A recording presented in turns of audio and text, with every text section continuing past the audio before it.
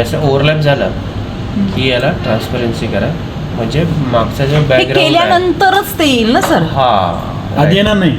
आधी नाही येणार. आधी कसं येणार, बोर्डमध्ये जे तुम्ही सिलेक्ट करणार ते बोर्ड बॅकग्राऊंडला जाणार. मला काय वाटलं की म्हणजे असे आपले हे असलं तसं नाहीच, एवढं काय म्हणजे करावंच लागते नंतर हे होतं. हे असं प्रोसेस करून ही अशी इमेज तुम्ही देऊ शकता. कॅप्चर. आता ही 3D झाली. आता हिला मीपमध्ये बघायचं आहे, 2D मध्ये. ही अशी 2D मध्ये दिसते. राईट क्लिक केलं का तुम्ही? नाही नाही, याला क्लिक केलं होतं. ही मीप आहे ना ऑप्शन, लेफ्ट क्लिक. हां क्लिक. तिथे व्हॉल्यूम रेंडर म्हणून ऑप्शन होता फर्स्ट. येस, हे व्हॉल्यूम रेंडर. मग आता मी परत मीप करायचं. नाही नाही, ते व्हॉल्यूम रेंडरलाच क्लिक करा.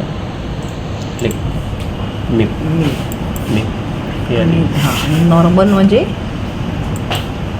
हे नॉर्मल करू. नॉर्मल बघू काय ते आहे त्याची इमेज. ओके आहे त्याचे. ठीक आहे, बघूयात म्हणजे काय ते काहीतरी असेलच ना काहीतरी. मिनी IP ओनली लंग्सला यूज करतात. ओके करा इन्व्हर्टेड मीप करा. येस.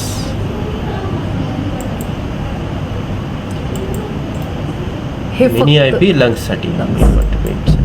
म्हणजे लंग्सला पण आपल्याला असंच हे करता येईल का? नाही नाही, लंग्समध्ये काय असतं, लंग्स व्यवस्थित दिसण्यासाठी बायफर्केशनचे पॅरांकायमा वगैरे बघण्यासाठी मिनी IP मध्ये बघतात. ओके. हे नॉर्मली मीप इमेज.